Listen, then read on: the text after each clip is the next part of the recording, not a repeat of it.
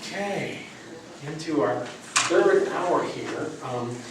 The third hour of today's event showcases poetry from our other two panel members who've been like such a help to me in both of these events, the workshop last week and this event. And then also poets representing our sponsors and supporters, okay? And we are going to start off with Anita Sullivan of the Lane Literary Guild. Anita, for those of you who don't know, she has hosted or co-hosted with Volem the Windfall Reading Series here in this very room for how long now, Anita? Several years. Just 4 years. 4 years. Yeah. 4 years. And they do wonderful readings here. So come to the Windfall Reading Series if you have a chance. Anita Sullivan is mostly a poet now, after publishing a book about the philosophy of piano tuning and a travel essay collection about the island. She is an Emeriti founding member of the poetry publishing collective Airlie Press, which published her book Garden of Beasts in 2010. Her new manuscript of poems, The Land Renews Itself as a Horse, reflects her interest in exploring ways to create an entirely new folklore. Please welcome Anita Sullivan.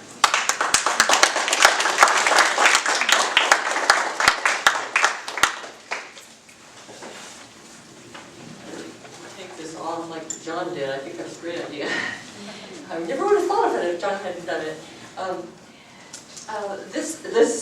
All these poems come from my new manuscript, which actually, The Land Renews Itself as Horse. I think I keep changing the title slightly. And it comes from so the poems have some geology in them and some mythology. And the idea is that, as many of you may know, in eastern Oregon, 14,000 years ago and before, there used to be horses and camels and other animals living there that went extinct. The horse went extinct and then came back. I'm not quite sure how that worked. But at any rate, and so I love the idea of the land as kind of the way the hills go. You know, they're sort of like huge animals. And so I think the land renews itself as horse. The first poem in the book is from my husband, who has congestive heart failure, and sometimes lying beside him in bed at night, I can sort of feel, I can put myself in his place. What would it be like if your heart was not working very well? So to my husband at age 85, you wake up at night while your heart is doing something distinctly geologic, and you remember how it would be as stone. You are passing this information back to yourself after you have died.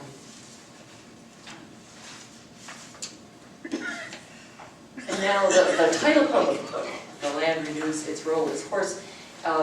This is from the Columbia Gorge, eastern Amber Gorge, just where you come up out of the river part and onto the flatland.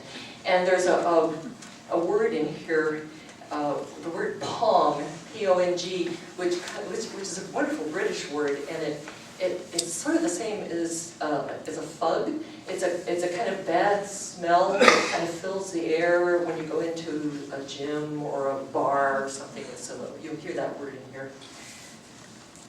An hour comes when the streams and the grasses beside the streams and the trees beside the grasses turn the same color. The fervid sun, deferring to time's red tree, completely dissipates from roundness into smithereens.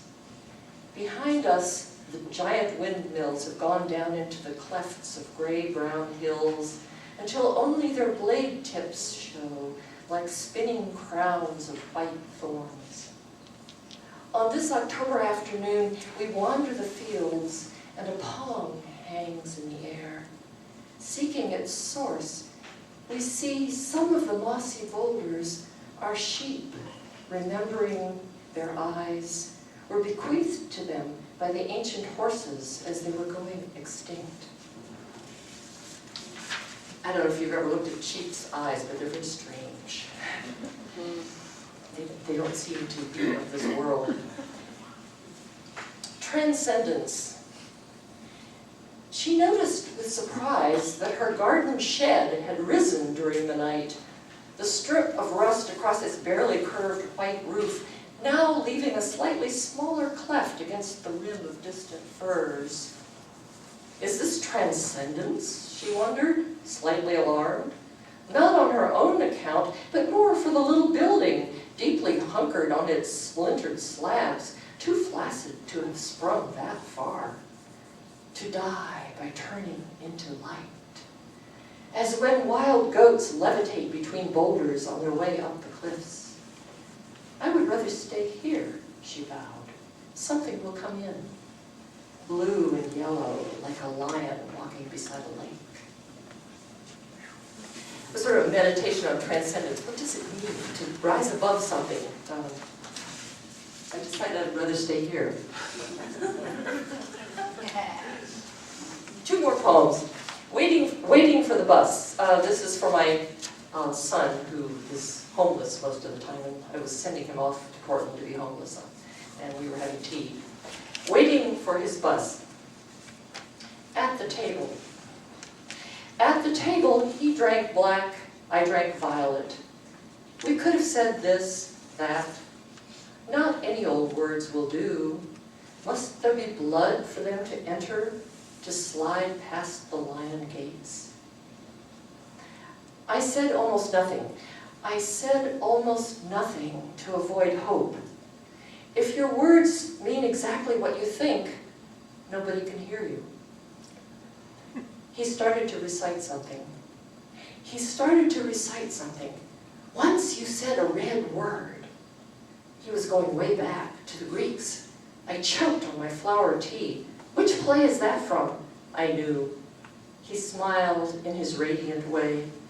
I read it somewhere. I liked it. It was something he could read. It was something of his I could hear.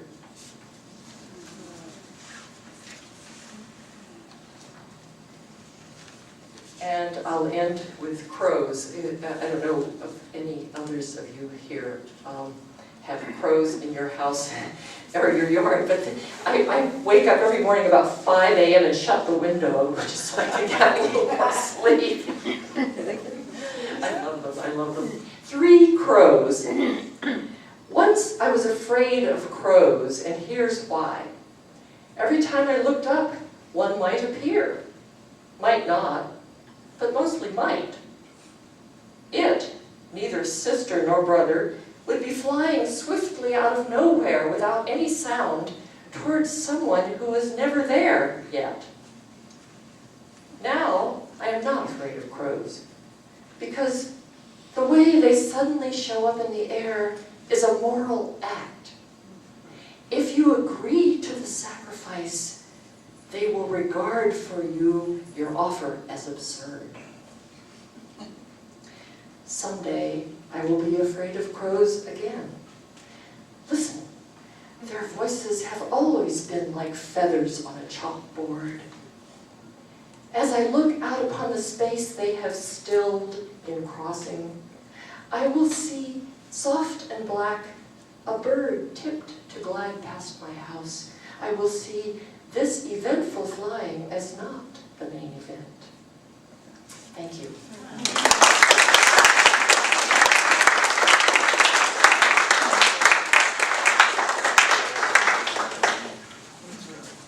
Thank you very much, Anita. Okay, Anita's co-host of the Windfall series is Tim Volem. He's going to be our next reader, also representing Lane Literary Guild. Tim Volem has lived in the Eugene area since the early 70s and is a retired high school English teacher. He likes the challenge of a local open mic, but has published poems in English Journal, Tiger's Eye, and Carapace, as well as a recent appearance in Tribute to Orpheus 2, Kearney Street Books, 2012. He remains a card-carrying member of the Lane Literary Guild and the Rainy Day Blues Society. Please welcome Tim Volem.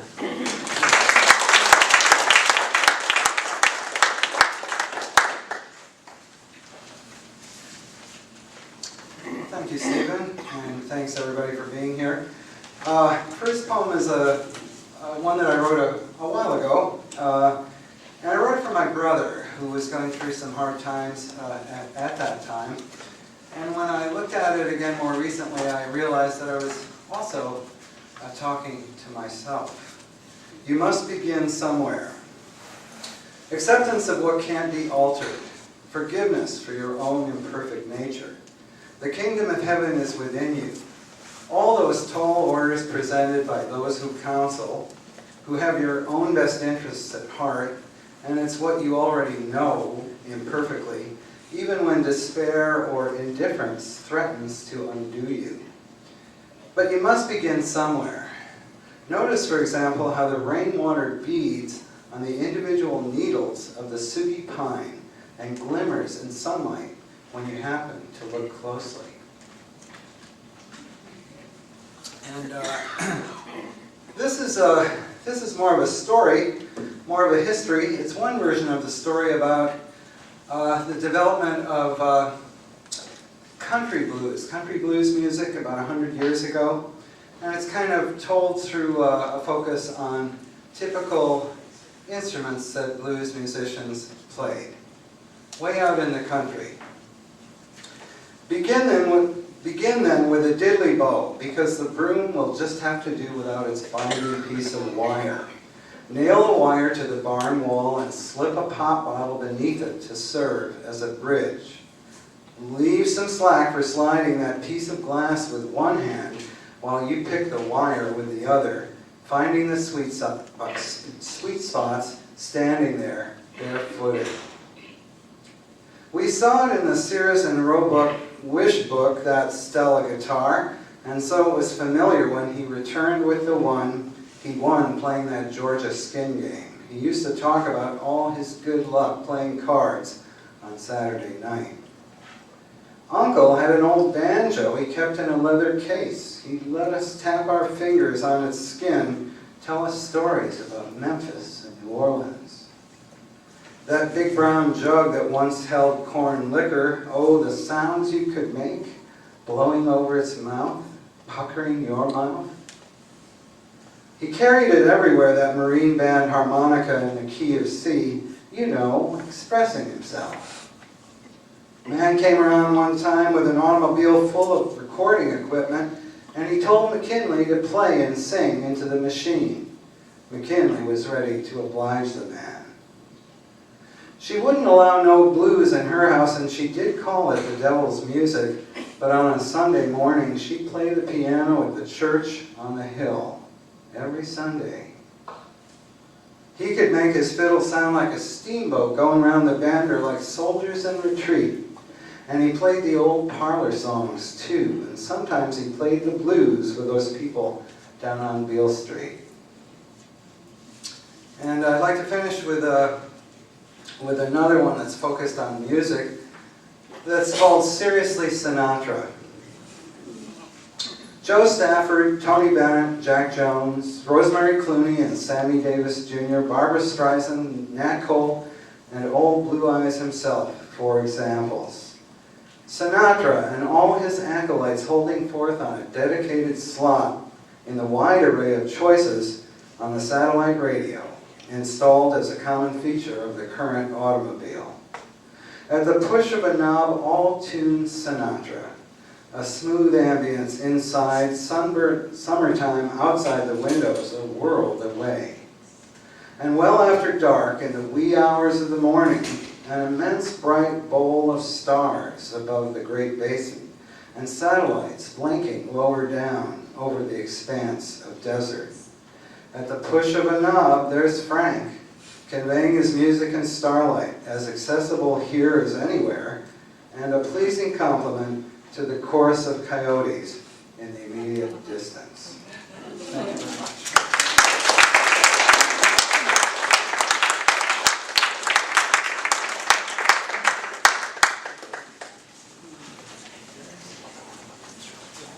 Thank you very much, Tim. I just want to say it's a treat to hear Anita and Tim read, because I'm always seeing them hosting and doing other things, but I don't get a chance to hear them read very often, so it was very nice. And the same is with Jenny. So Jenny Root is up next. Jenny Root's poems have appeared in numerous literary journals, including Basalt, Cloudbank, Edge, Fireweed, Windfall, and New Southern Review, and will soon appear online in, I hope I get this right, Elohai Gaduji. No? Yes? Is it close? Elohai Gaduji Journal. Not sure of the pronunciation. Her work has been anthologized, most recently in What the River Brings and New Poets of the American West.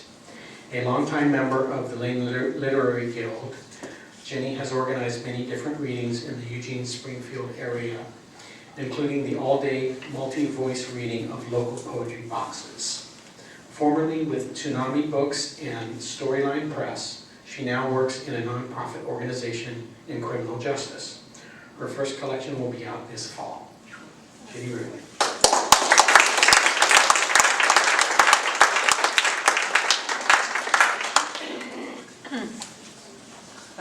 Thank you, Stephen. A great afternoon. Yeah, really great afternoon, and all these different voices and styles is really a treat. I'm proud to be part of it. So I brought a few credit poems, but I'm going to read just a couple of them, and then a poem to my dad, or about my dad for Father's Day.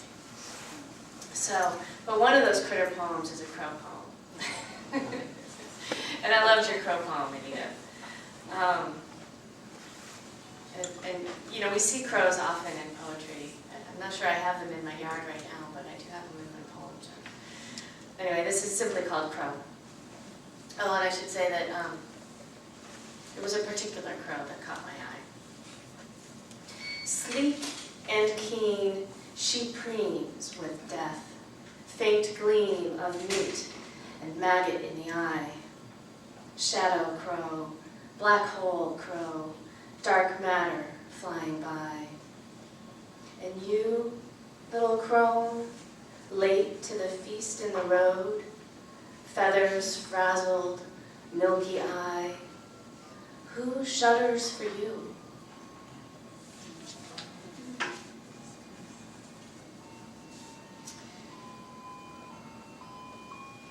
Collage with echo. I want a still life of us, so I collage our portrait, you with bark and mud and pages from books you've never read, me a tuft of fur, a bat. The sky I've rubbed with charcoal, and we are framed by driftwood, feathers, and glass left behind at our old beach, and your gaze is to the left and away from the bat at your feet. Behind you, the moon erases the smudged sky and absence, a portal you have just come through, landing before me as I am about to take flight. I pierce the night air in a pitch no one can hear. My art is to capture you before you know I am there.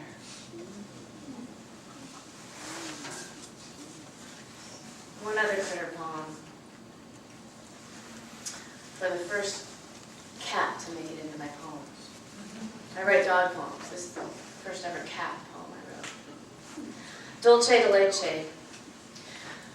Curled in a ball, color of honeyed cream, she's claimed my desk chair for her own. She defies me when I arrive, this Siamese queen. Blue almond eyes, face a golden teardrop turned upside down, a feline alien and final arbiter of this space. To move her and sit is to risk insistence. Her sleekness returns, claws her way back to the lap. Cannot resist. I sift fingers through rich fur. Soon, a strange cooing purrs from the birth of time. Together, she and I exist in this rectangular universe with windows, keeping tabs on the birds. Birds or gods, I'm never sure which. And this is the poem that tells of an experience I had with my dad back when I was younger, camping. and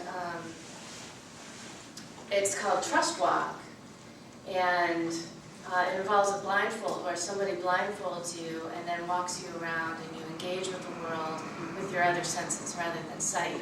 And it's really quite amazing. So, Trust Walk. Not as simple as it sounds, entrusting your walk to another, under blindfold and, on this occasion, in a canyon. Lone call of raven, crunch of dove. Bandana tied around my eyes, the sun's rays of warmth urge me forward as my father guides each step I place, each step deliberate, yet uncertain, on shifting ground.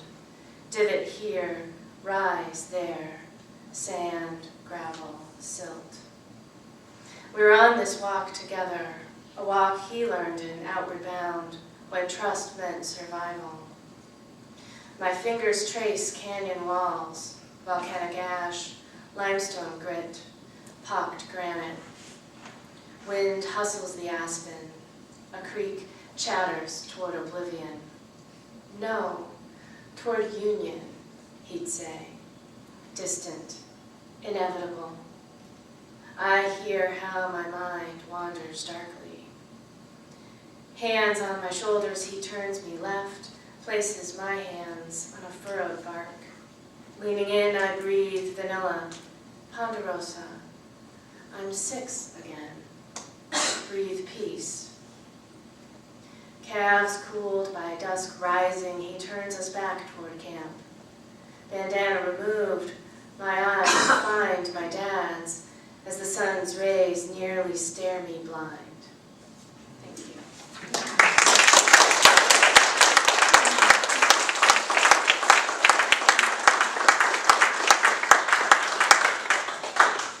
Thank you very much, Jenny. Okay, now to top off this hour, we're going to have our 2 panel members who helped me with both of these events. And first is Michele Graf. Fellow panel member Michele Graf has been an invaluable asset to me and an enthusiastic supporter of these events, as well as a panel member now for 2 years running. She's a writer, editor, mentor, and eclectic reader of poetry, fiction, scripts, essays, and almost anything with words. Former poetry editor for the award-winning e-zine, Apollo's Lear? Yeah, it should be Lear, but it's Lyre. Head of support staff for the annual International Muse Online Writers Conference for 5 years, coming up October 7 through 13. Member of Willamette Writers, Lay Literary Guild, and the Oregon Poetry Association. Co-author and editor of the poetry book Lifelines. And you can see more about that at poeticmusings.net. And Michele, like I said, she's been an invaluable help to me, and I can't thank you enough. Please welcome Michele Graf.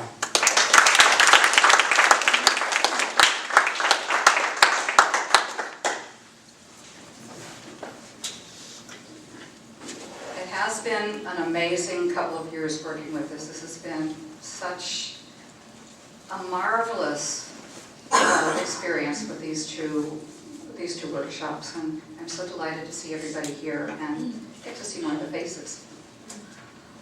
Okay, and Scott's not in the room, but he's been invaluable, Stephen, in pulling the stuff together, so we're very fortunate. Now, 5 years ago, I started writing poetry with an online collection of people. 6 of us eventually published the book Lifelines, which is out over here. And it's interesting because we have never ever met in person. Nobody's met hardly anybody that's been involved in this project from the inception of it all.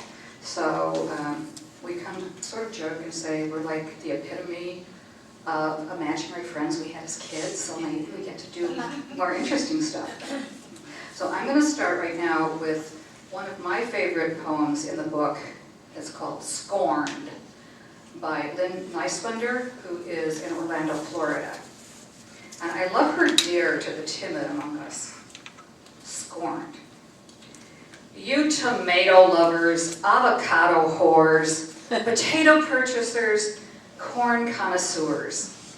You go for red grapes trapped in their plastic net bags, the Granny Smiths in their cool green skin, bananas transitioning from unripe to golden, while I sit here alone. Starfruit, a foreigner scorned, with none brave enough to savor my delights. Sweetness on the tongue, like nectar. Even my name is musical, carambola, beauty to the eyes of my star's points. Sliced on a plate, waiting for your fork.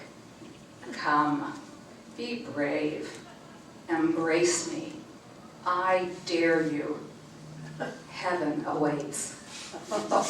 This is, I wish I had written that one. That's one of my favorites. I think that poets have a different physiology than, quote, normal, unquote, people.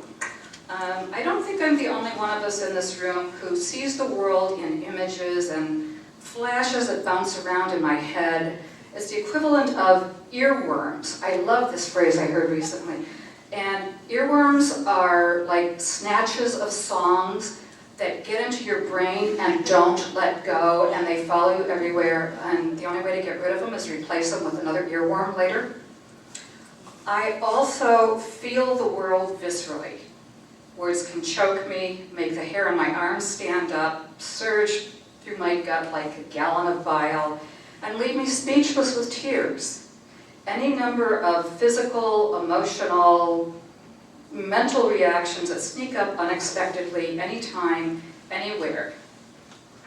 Now, when Annette Funicello died in April from MS, I had no clue how completely her form of the disease devastated. And as a kid, like most of us who might have been that age, I watched Mickey Mouse Club, but hadn't followed anything, so I wasn't reading the obits with some sense of a great loss to me personally. Then I followed a link and watched a clip of her life when she had lost most of her ability to even communicate. She resembled a sloppy ragdoll version of her former self. After the clip was made, she went into a coma and was kept that way for several years, according to her family. I was haunted by the images, the extended coma, and why ultimately the plug was pulled on her. What made it to paper was not about Annette per se, but her life and death were the vehicle to process my own nightmare of losing control, and to try to reason with my own psyche, where we delve deep into the whispered realms we seldom share. So, I start with a little saying at the top. A dream is a wish your heart makes. And that was the title of Annette's 1994 autobiography, named for the song in Cinderella. This is a two-part poem. The first is a question. Why no mercy? Last night, my gauzy, sooty voyeur shroud snagged, ruthlessly tangled, caught on demon's flypaper, sucked into someone else's life. A once beautiful creature, the image of wholesome grace, now a ravaged carcass. Tortured, slowly, methodically, a prisoner entombed, hidden away, allegedly with love. But shown no mercy. Locked in a body no longer mine, I rage in limbo, not dead perhaps, but surely not alive. How long did they keep me in that madness? Several years, I heard. Tethered to the eternal drip of excruciating, painful optimism. For whom, I wonder? Who gained as I wasted away to less than nothingness? Why now did they release me? Why not before? Ken Kesey had it right. My cuckoo's nest needed a flyby many moons earlier. Someone to give me passage by pillow. Admit, like the Indian, it wasn't me anymore. May my memory be a blessing and a warning. Give pause. This is not the dream, the wish my heart made. And part 2, the answer is, 'twas done for love. The chance we'd find that bit of magic, the only thing left to bring you back. Agony does not do justice to our hopes dashed, crashed repeatedly on the rocks as we prayed to any deities on call. Anyone who could respond. We conjured spirits, begged them for a sign we'd been heard, acknowledged by the cosmos, a single candle's flicker, something, anything to show there is, or was, a reason to believe in belief itself. If only we held on long enough, prayed hard enough, sacrificed whatever was required, perhaps. Finally we knew no one was home, wherever home was, to take that call. Our only mercy was to let you go. Perhaps your molecules of pain were all we had left to pray with, be heard not by gods on high, but creatures of the earth. And now for something very different, to climb back up from under the chairs and in the corners. This is a true slice of life about the bossiest member of my family, and no reading I do would be complete without the Wonder Poodle getting some play here. So this one is called Hold That. Hold that leash in your right hand, even though it confuses the dog, but she's bright enough if you explain it to her properly. You only have 2 hands and are expected to carry your purse, which refuses to stay up on your shoulder, car keys, a bag of groceries, your hiking pole, which is really a cane in disguise, the cell phone that just rang, and a handful of mostly junk mail. The dog does not like the pole, but you need it in your right hand, and you need her to walk on your right, so you can unlock the door while balancing the madness and the pain in your bad left knee. You hear the loud sigh, and you see her version of a teenager's eye roll, as once more she lets you know you've got it wrong again.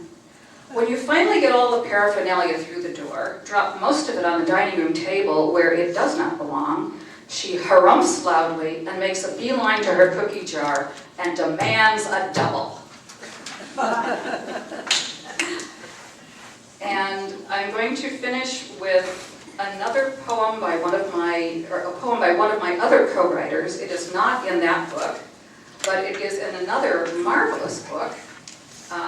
Margaret Fyland, who has written some incredible poems in our joint book, did a nano-novel a couple of years ago, and as part of that, she wrote a series of poems in the voice of her main character. Now, her novel was published, and her book, the collection of the poems, was published also, and I had the pleasure of editing this book for her, and she did some awesome stuff in here. So I love what she captures, and I love this poem a lot to leave us thinking. What our mouths utter. Words wander out of our mouth, pale replicas of what's hidden in our hearts. If only we could know each other's intentions, and not pale imitations that we allow to wander the world. Let my mouth utter what lies in my heart, and let my ears hear what your heart replies. Thank you.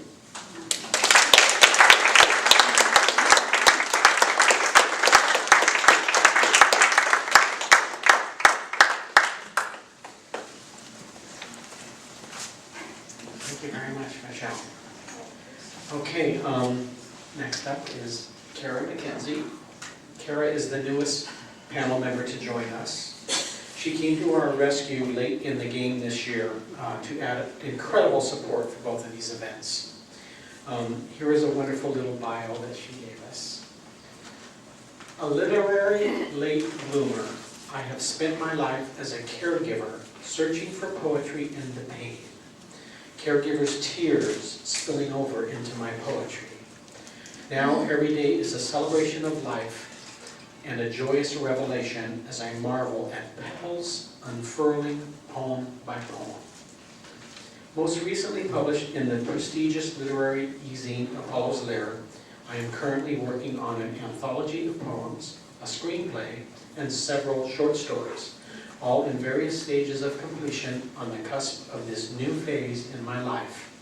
Be there time enough and words enough. Cara, McKenzie.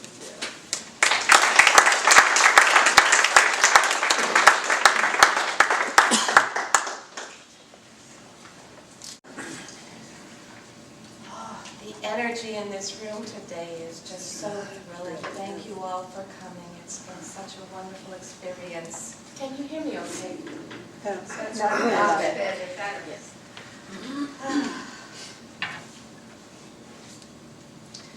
Shortly after my father died, I happened upon a poem by Mark Doty titled Heaven for Helen, where he describes Helen's concept of heaven as being complete immersion in the present.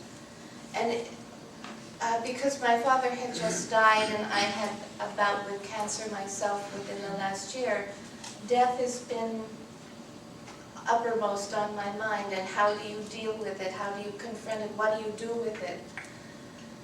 And so coming across that poem posed a provocative idea that Helen was a painter, and Doty said that she had such intensity of purpose in her painting that it was like she was leaving a part of herself in the painting. And I thought, well, I like that. That's a marvelous concept, but I'm a wordsmith. I'm not a painter. Surely a wordsmith could toy with words the way she paints. And for 2 days, it took this poem to come into being with that concept. I call it transitioning.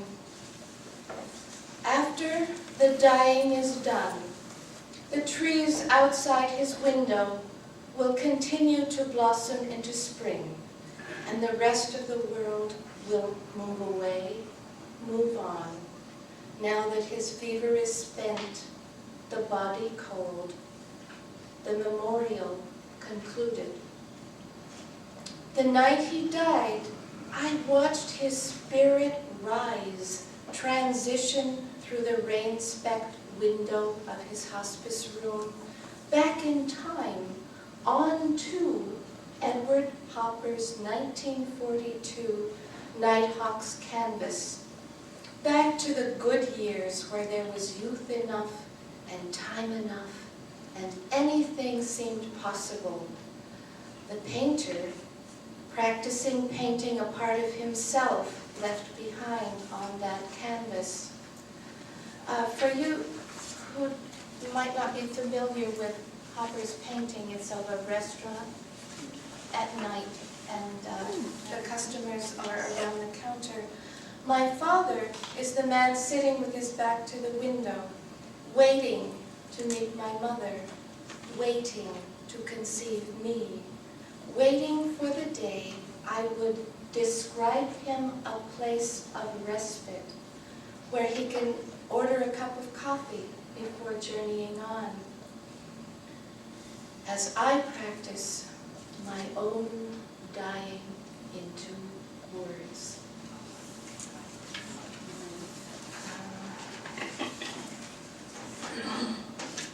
The next poem is titled Loss.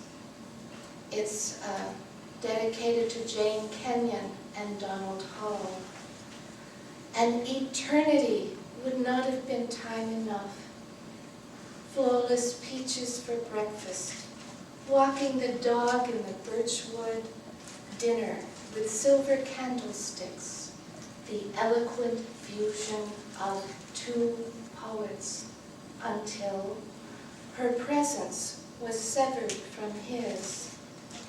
Her life cut short one malignant cell at a time as she fought, knowing there would be only one outcome, that it could not be otherwise. Morphine and tears, the ink used to write those last poems. Cold comfort for him now, a melancholy frost still hanging on every word, as 14 years thereafter he shuffles around the old farmhouse on Eagle Pond, where she died, and time, like his clothes, hangs too loose.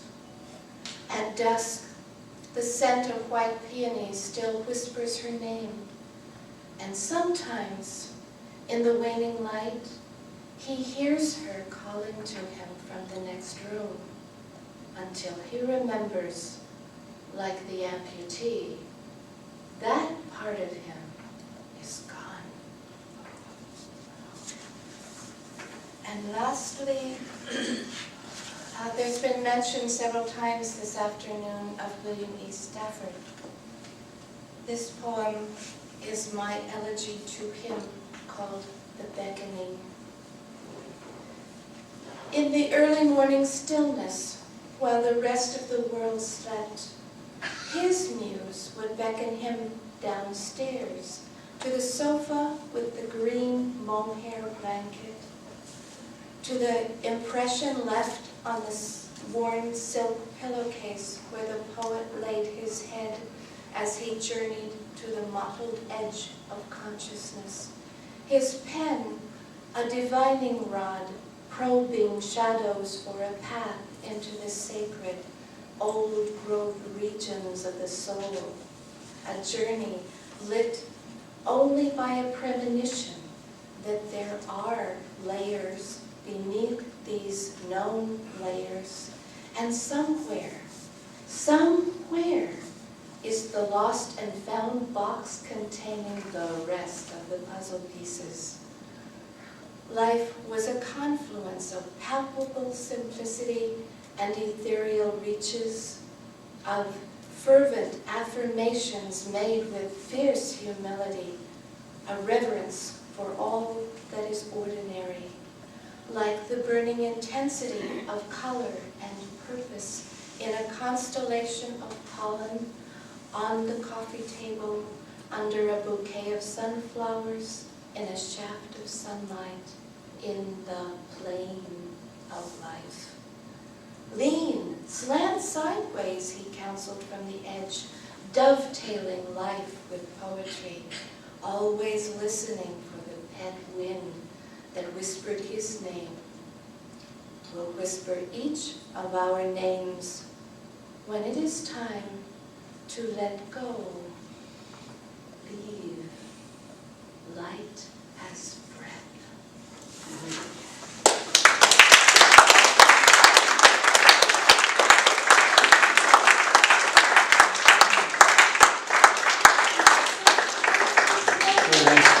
Thank you very much. Michele, I've got the list for you.